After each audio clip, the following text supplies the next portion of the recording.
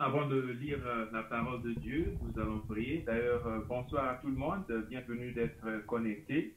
Et nous espérons que suite à cette réunion, que le Seigneur va utiliser sa parole pour ceux qui ne sont pas encore sauvés, que vous allez recevoir son Fils comme votre sauveur personnel et être prêt pour le ciel. Donc, avant d'ouvrir la parole de Dieu, et de lire plutôt la parole de Dieu, nous allons nous recommander à Dieu par la prière. Notre Père, au nom du Seigneur Jésus, nous venons à toi te remercier pour lui qui nous a aimés, qui s'est livré lui-même pour nous. Nous savons qu'il n'était pas obligé de le faire parce que nous avons péché contre toi depuis la première famille humaine dans le jardin, comment nos parents t'ont désobéi. Et nous lisons que comme par un seul homme, le péché est entré dans le monde, et par le péché, la mort, ainsi la mort s'est étendue ou s'est établie sur tous les hommes parce que tous ont péché. Et nous venons à toi comme ceux qui ont été reconnus coupables devant toi, et nous te remercions que parmi nous, il y en a qui ont déjà reçu le Seigneur Jésus comme leur sauveur personnel, et ce soir, ils peuvent dire qu'ils sont en route pour le ciel. Donc, pour nos amis qui ne sont pas encore sauvés, nous voulons, notre Dieu, te demander que tu vas utiliser ta parole, parler à leur cœur et les diriger à la repentance ainsi que la foi dans la personne bénie de ton bien-aimé Fils ainsi que de son œuvre, qu'il accomplit si parfaitement cette œuvre qui t'a satisfait entièrement et qui a la puissance même ce soir de sauver les âmes perdues. Donc nous nous recommandons à toi dans notre besoin, nous confessons notre dépendance totale en toi-même, prions que le Saint-Esprit va faire son travail, nous reconnaissons que nous ne sommes pas ceux que nous devions être, nous confessons nos péchés, notre éloignement devant toi, et prions que tu vas utiliser ta parole pour le salut des âmes et l'honneur et la gloire de ton bien-aimé Fils. Donc nous nous recommandons à toi au nom du Seigneur Jésus-Christ. Amen. Donc nous allons lire dans l'Évangile selon Matthieu au chapitre 6 et le verset 47.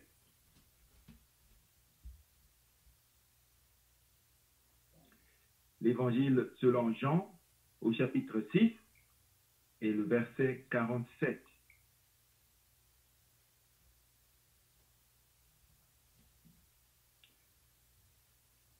D'ailleurs, au verset 45, ici, là, c'est la conversation du Seigneur avec ceux qui étaient présents à cette occasion. Le verset 45, il est écrit dans les prophètes, c'est le Seigneur Jésus qui parle, ils seront tous enseignés de Dieu. Ainsi, quiconque a entendu le Père et a reçu son enseignement vient à moi. C'est que nul n'a vu le Père, sinon celui qui vient de Dieu. Celui-là a vu le Père.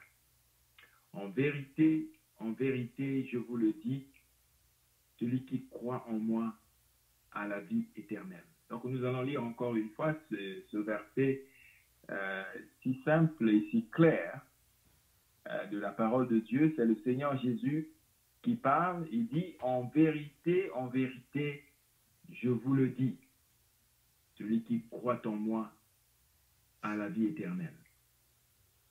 Donc nous regardons au Seigneur qui va accorder son aide pour la présentation de l'Évangile. Et nous croyons, notre cher ami, que le Seigneur peut te sauver même ce soir, avant qu'il soit éternellement trop tard, avant que le Seigneur Jésus ne vienne chercher son Église.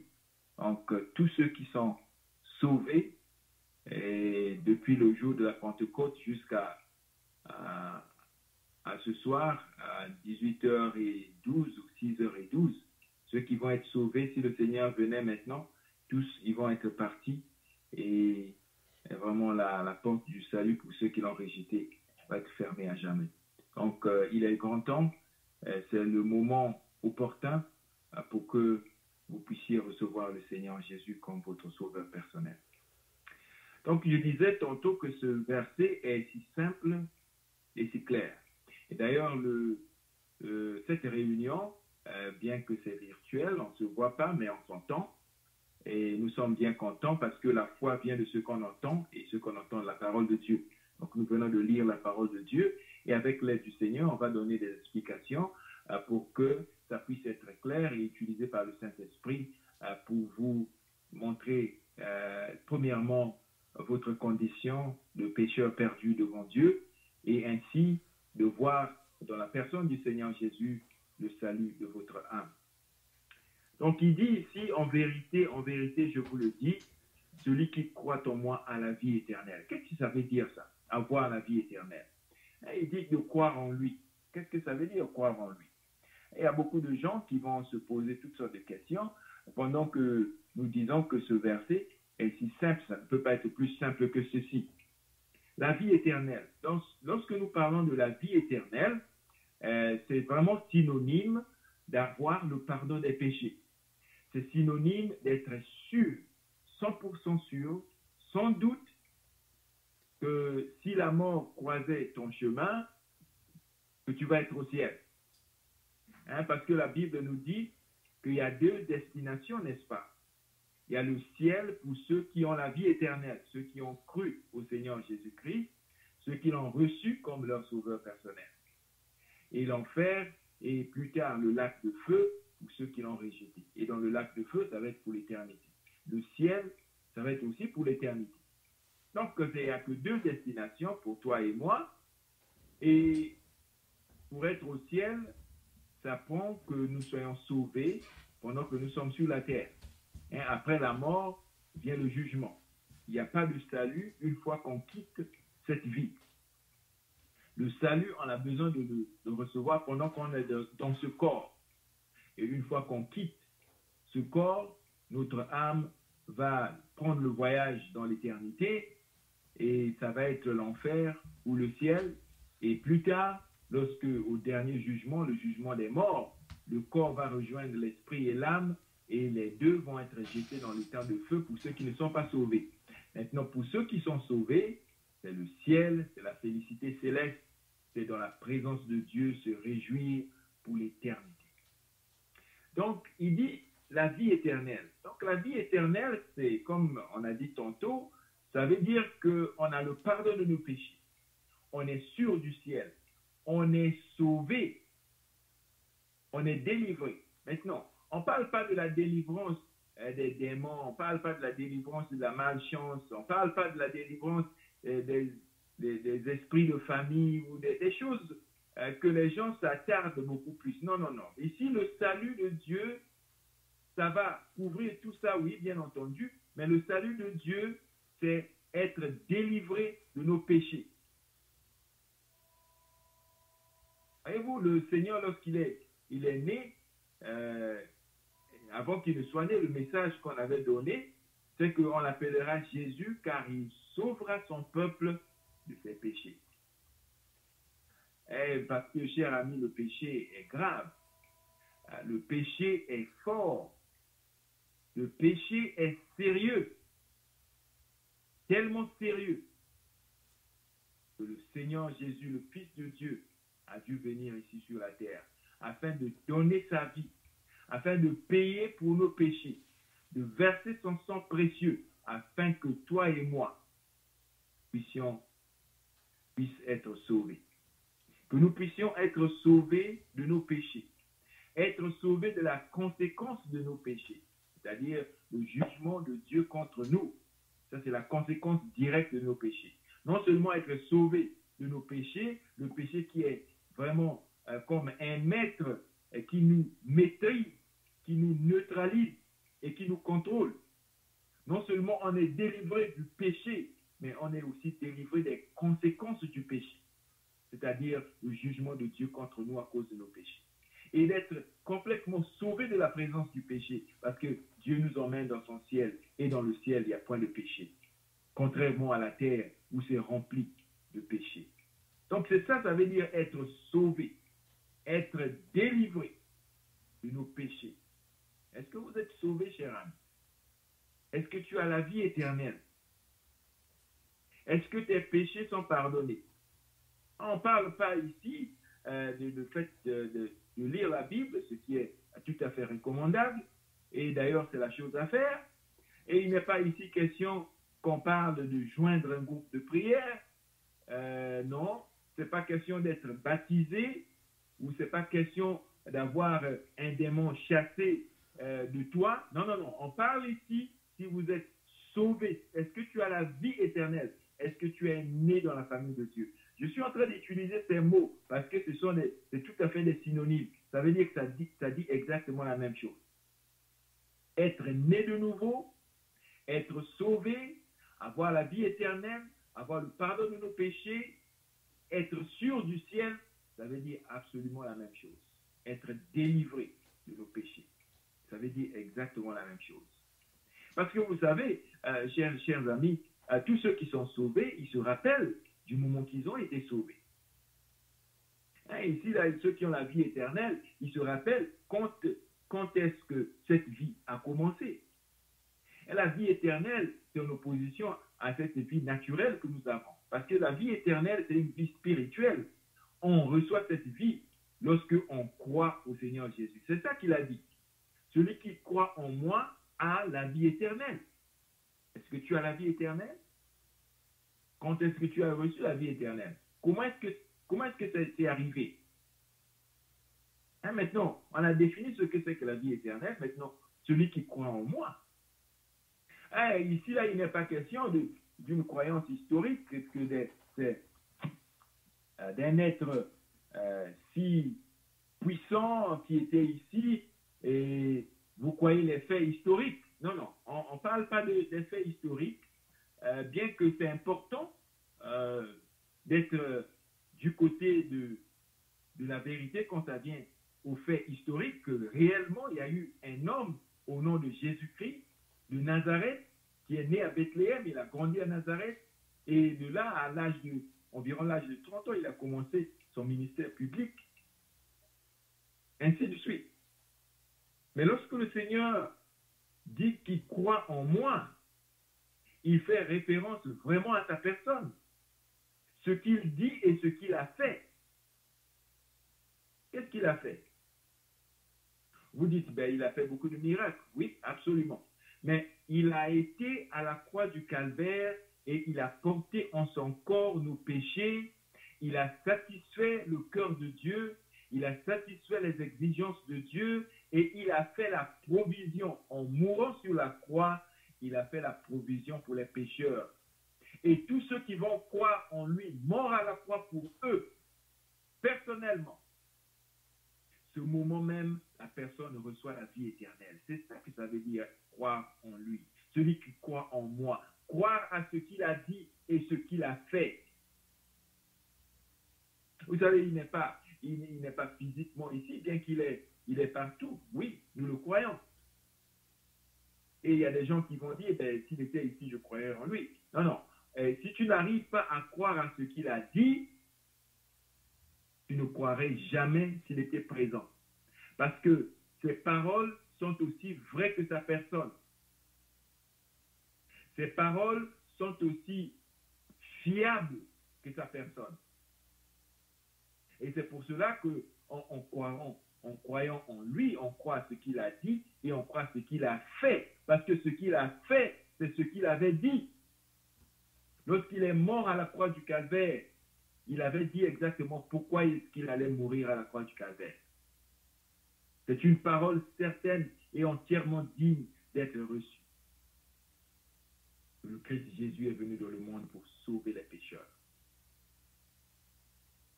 Il était là à la croix du Calvaire, il portait en son corps nos péchés sur le bois. Donc il est mort pour les péchés des impies. Il est mort pour les pécheurs. Mais ça ne veut pas dire que tous les pécheurs sont sauvés. Non, parce qu'ici, là, il a dit, celui qui croit en moi.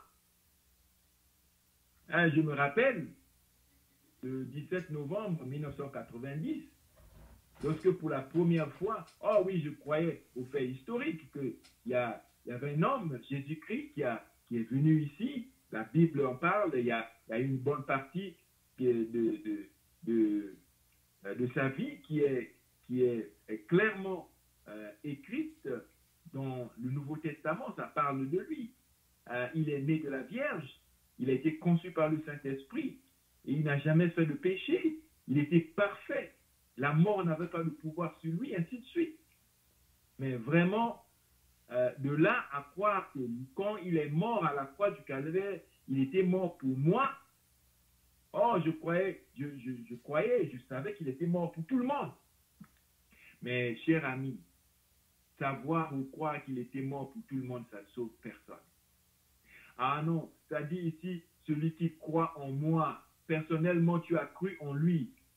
Et le 17 novembre, lorsque j'ai cru que lorsqu'il est mort à la croix du Calvaire, il a porté mon jugement. Il est mort pour moi.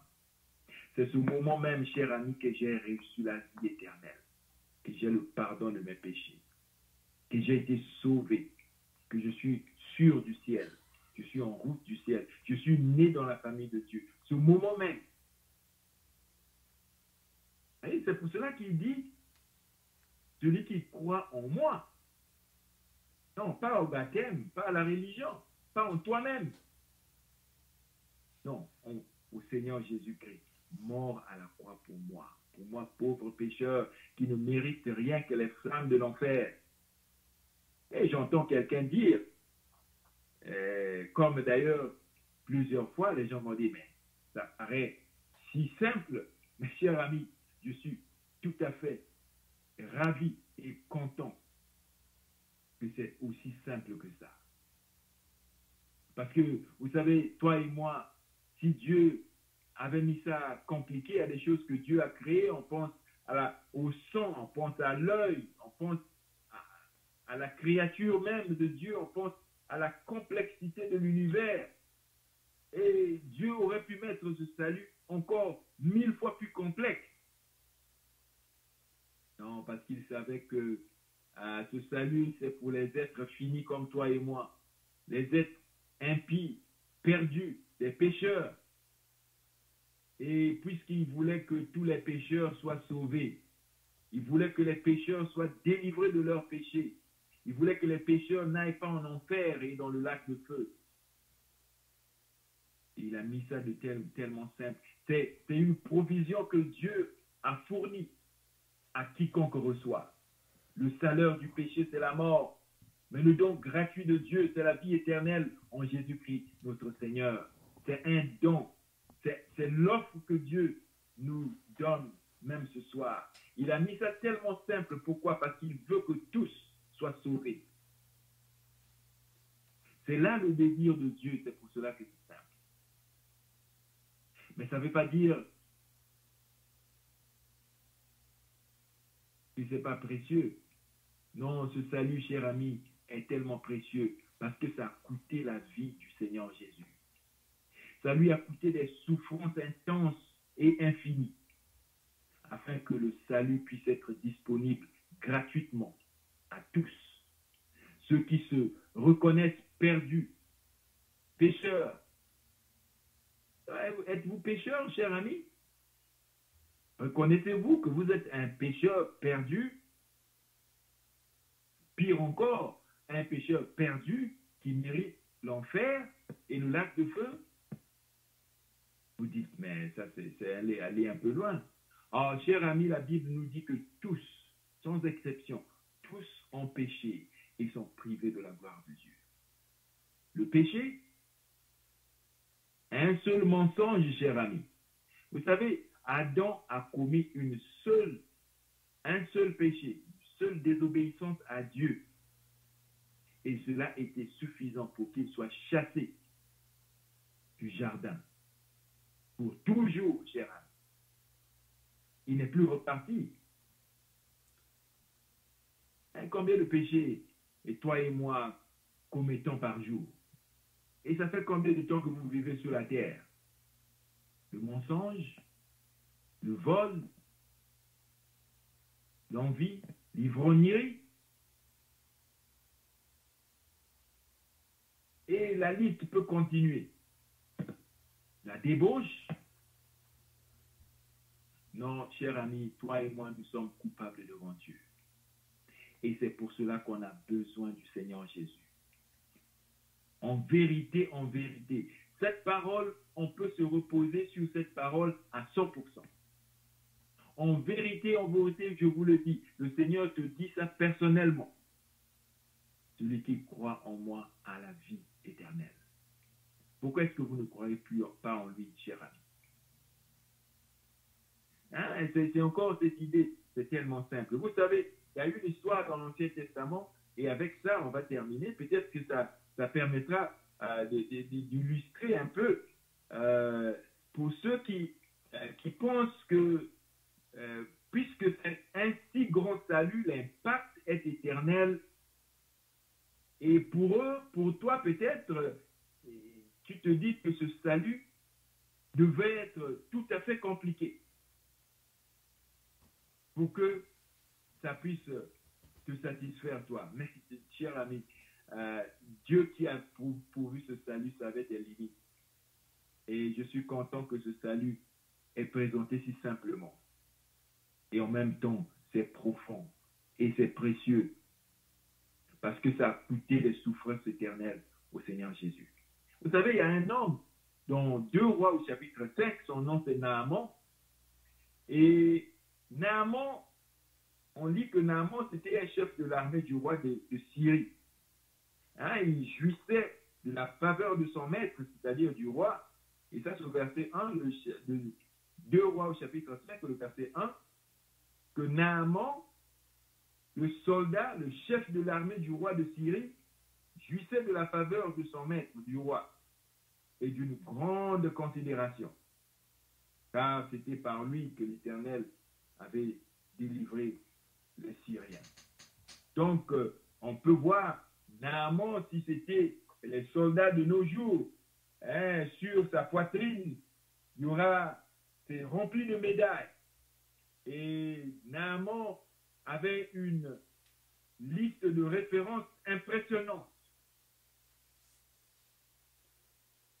Et on continue le verset, on dit, mais cet homme fort et vaillant était lépreux.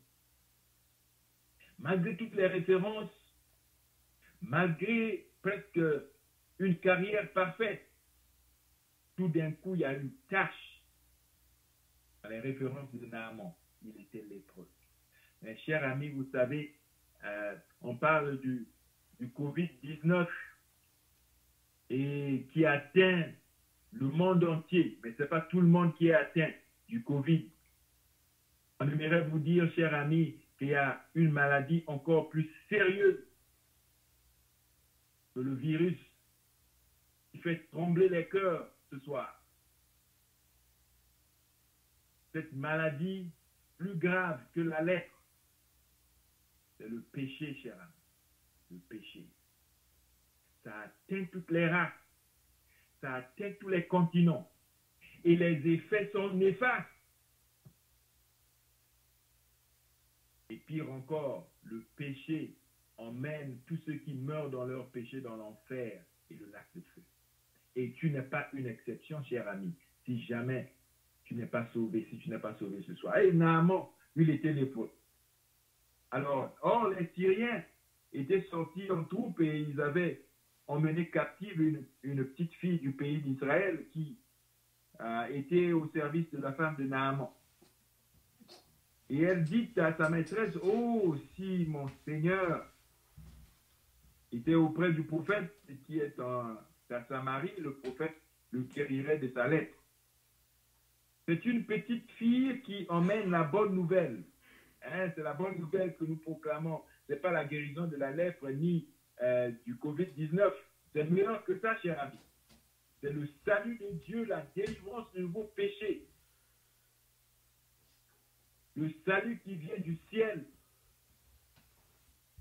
Et la bonne nouvelle, c'est que ce soir, tu peux être sauvé. La bonne nouvelle de Naaman, c'est que cette petite fille a dit qu'en Samarie, il y a un prophète qui peut guérir de la lèpre. Vous savez, Naaman, la femme lui a parlé de ça et Naaman alla directement au roi et il parlait de ce que la jeune fille a dit et le roi dit, va, rends-toi à Samarie et j'enverrai une lettre au roi d'Israël. Ok.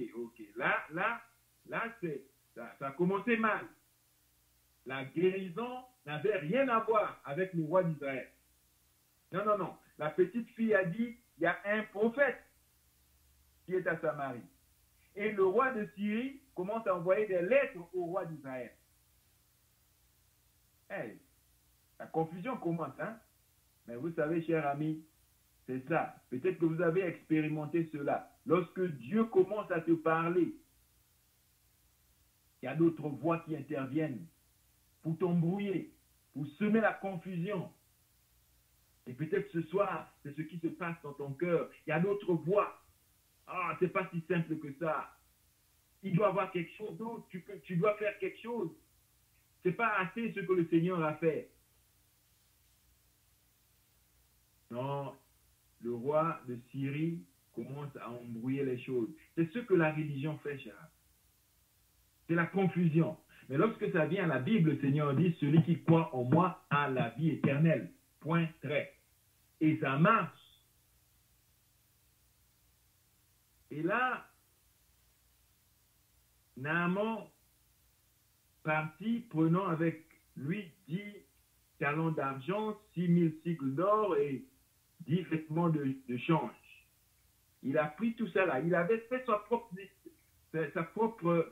ses propres idées. Il a pris de l'argent, il a pris de l'or, il a pris des vêtements. Et il porta au roi la lettre. Avec lui, il emmène la lettre. Hein. C'est comme si la fille avait dit, écoute, fais sûr que la lettre, tu as la lettre, fais sûr que tu as de l'or, fais sûr que tu as de l'argent, tu as des vêtements. C'est pas ça qu'on a dit. On a dit juste va chez le prophète. Et là il y a toute la complication qui arrive.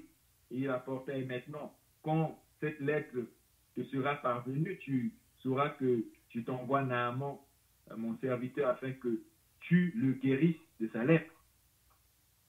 Et le roi de Syrie écrit au roi d'Israël, lui demandant que, après avoir lu la lettre, il faut que tu guérisses Naaman de sa lèpre. Bien entendu, on voit la réaction du roi d'Israël après avoir lu le verset 7, nous lisons, après avoir lu la lettre, le roi d'Israël déchira ses vêtements et dit, suis-je Dieu pour faire mourir et pour faire vivre, pour qu'il s'adresse à moi afin que je guérisse un homme de sa lèpre? Sachez donc et comprenez qu'il cherche une occasion de dispute avec moi. Vous savez, il a déchiré ses habits à cause de son mécontentement, parce que là, il dit, mais ce roi cherche la chicane, il veut vraiment me provoquer, il veut qu'on se batte. Mais comment voulez-vous qu'il envoie quelqu'un malade de la lèpre chez moi afin que je guérisse? Enfin, je ne suis pas Dieu. Et avec raison, la confusion continue. Alors Élisée, homme de Dieu, apprit que le roi avait déchiré ses vêtements. Il envoya dire au roi, pourquoi as-tu déchiré tes vêtements? Ça, c'est le verset 8. Laisse-le venir à moi et il saura qu'il y a un prophète en Israël. Voilà, le message a été recadré. Le message a été ciblé. Le message de la fille, c'était qu'il y a un prophète. Pas qu'il y a un roi. Non, non. Ça, ce n'était pas le message. Ça, ce n'était pas l'évangile à Naaman. L'évangile à Naaman, c'est qu'il y a un prophète. Il dit, mais envoie-le, moi. Naaman vint, verset 9, avec ses chevaux et son char, et il s'arrêtait à la porte de la maison d'Élisée. Élisée lui fit dire, Élisée n'est même pas sorti de sa maison. Il n'avait pas besoin de sortir, parce qu'il avait ce que Naaman avait besoin, la guérison. Il avait la parole de Dieu avec lui. Naaman, Élisée lui a dit, va, le verset 10, puis dire par un messager. Il dit, va et lave-toi 7 fois dans le Jourdain, ta chair redeviendra saine. Un simple message et une simple façon d'être guéri. Va dans le Jourdain, lave-toi 7 fois et tu seras guéri de ta lèpre. Quelle était la réaction de Naaman? Verset 11, Naaman fut irrité et il s'en allant en disant, voici, je me disais, il sortira vers moi, il se présentera lui-même, il invoquera le nom de l'Éternel, son Dieu, il agitera la main sur la place et guérira le lépreux. Naaman avait toutes ses idées faites. Et il avait un portrait de ce que le prophète allait faire. Et le prophète ne lui a jamais parlé de ces choses-là. Et tout le cinéma qu'il s'est fait lui-même dans sa tête. Vous savez, cher ami, c'est peut-être toi ce soir, tu as toutes ces idées faites. Et pour toi, ça fait du sens, ça a un parfait sens pour toi. Mais cher ami, ça c'est tes idées. Ça c'est ton propre film. Ça c'est ton propre portrait que tu t'es fait. Ce n'est pas de Dieu ça. Et peut-être que tu as le portrait de la religion. Il faut le baptême, il faut la prière, il faut donner de l'argent, il faut des pénitences. Il faut prier. Il faut. Mais ça, c'est tes idées, ça, c'est la religion. Ce n'est pas ce que le Seigneur te dit. Ah, Naaman était tout fâché. Ah, peut-être que ce soir, tu es tout fâché. C'est vraiment ce que Dieu te demande ce soir pour être sauvé, c'est simplement croire en son Fils. Et tu n'es pas content de ça. Malgré qu'on te dit qu'il y a des millions qui sont dans le ciel et tout ce qu'ils prenaient, c'est que croire au Seigneur Jésus-Christ, mort pour eux. Et ce soir, ils se réjouissent dans le ciel. Pourquoi? Parce qu'ils ont cru en lui. Et ça marche tout le temps, cher ami. Et voilà, Naaman fut irrité et s'en alla en disant, il fallait qu'il fasse ça, je pensais qu'il allait faire ceci, je pensais qu'il allait faire ça. Verset 12, les fleuves de Damas, la Bana, le Parpar, ne valent-ils pas mieux que tous les eaux d'Israël? Il commence à citer les rivières de la Syrie. Il dit, mais enfin, ça c'est fou. Mais s'il fallait simplement se laver, j'aurais pu me laver en Syrie. J'ai fait tout le déplacement pour que ce prophète me dise simplement d'aller dans le Jourdain. Ah, cher ami, on remercie le Seigneur ce soir qu'il a mis le salut si simple pour toi et moi, pauvres pécheurs perdus, ne méritant que les flammes du lac de feu. Et là, Naaman s'en va tout enragé. Le verset 13 et le verset 12, il dit, et il s'en retourna et partait avec fureur. Le général en fureur, avec son or, avec son argent, avec ses vêtements, avec sa lettre, il se retourne avec sa lèpre.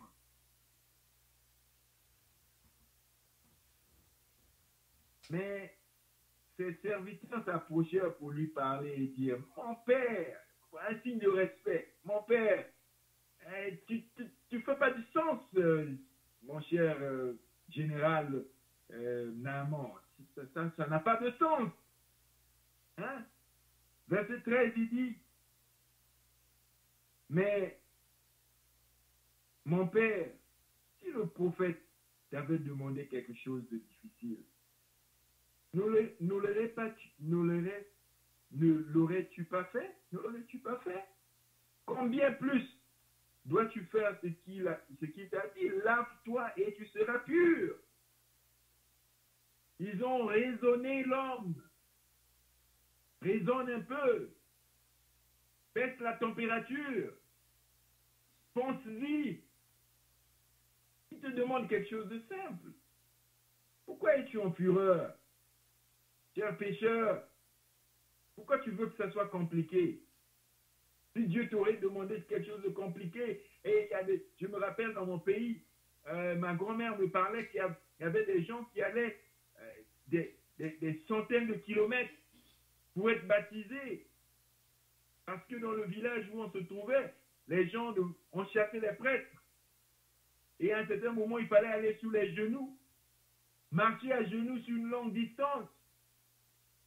Après cela, les genoux font terriblement mal. Pourquoi ils faisaient ça? C'est parce que c'est ce que la religion leur avait dit.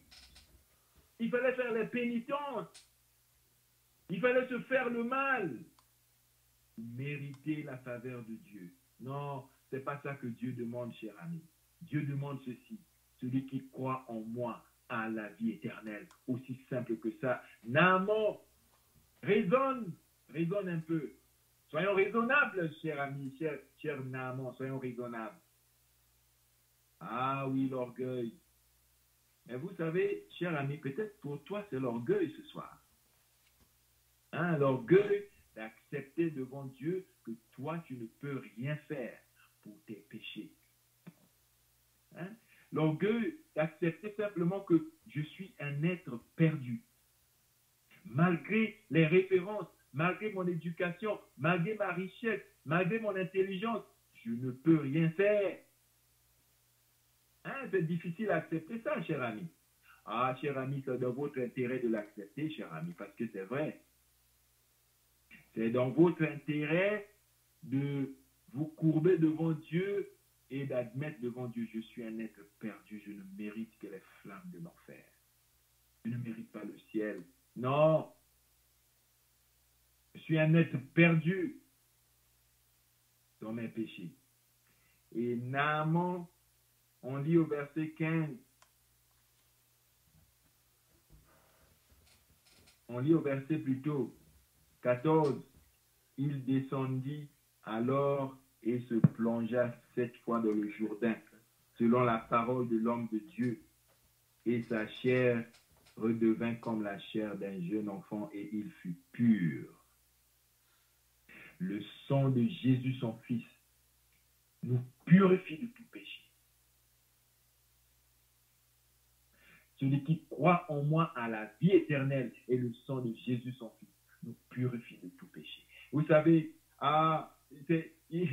cette eau du Jourdain, il n'y avait pas des propriétés médicinales dans cette eau. Non, pas du tout, cher ami. Et cette eau, ce n'était pas de l'eau magique ou de l'eau bénite. Non, pas du tout. Mais qu'est-ce qui a fait la différence? C'est la parole de Dieu. C'est l'obéissance.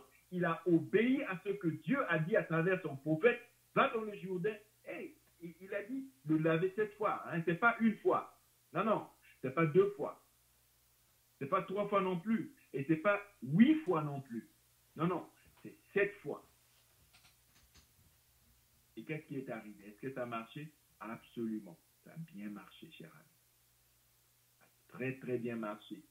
Et vous savez, cher ami, en terminant, ce grand salut que Dieu a pourvu en son Fils, ça marche toujours. Oh non, il n'y a jamais eu un pécheur qui a cru au Seigneur Jésus-Christ, mort pour lui à la croix du Calvaire, et il est parti avec ses péchés. Non. La personne qui croit au Seigneur Jésus, ce moment même, elle reçoit le pardon, le plein pardon, le pardon pour toujours de ses péchés, cher ami. Ah oui, ça marche tout le temps.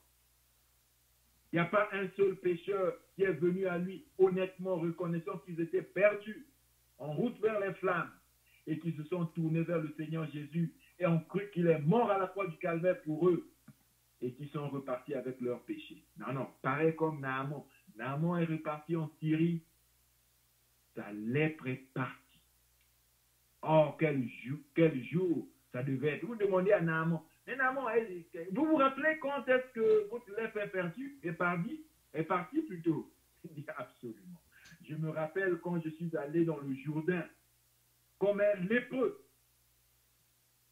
plongé dans le Jourdain 7 fois. La 7e fois quand je suis sorti, la lèpre était partie. La lèpre est partie pour toujours, cher ami. Oh, cher ami, on aimerait vous dire que le jour que vous allez croire au Seigneur Jésus-Christ mort pour vous à la croix du Calvaire, vos péchés vont être partis pour toujours. Le sang de Jésus, son Fils, purifie de tout péché. Croyez en lui ce soir. Le salaire du péché, c'est la mort. Et le don gratuit de Dieu, c'est la vie éternelle en Jésus-Christ, notre Seigneur. En vérité, je vous le dis, le Seigneur a dit, celui qui croit en moi a la vie éternelle. Prions. Notre Dieu, nous voulons nous recommander entre tes mains. Nous te remercions pour ton Fils bien-aimé. Nous te remercions pour le salut si simple qui se trouve en sa personne. Et le moyen que nous pouvons l'avoir, c'est par la foi. C'est simplement croire en lui. C'est simplement croire à ce qu'il a fait et ce qu'il a dit. Oh notre Dieu, nous te remercions pour ce salut si simple. pour nous des êtres perdus, incrédules et des êtres déchus. Nous te remercions pour lui. Nous recommandons nos amis entre tes mains, prions que tu les sauves avant qu'il soit éternellement trop tard, pour la gloire et l'honneur du Seigneur Jésus-Christ. Amen. Merci beaucoup pour votre attention. Amen.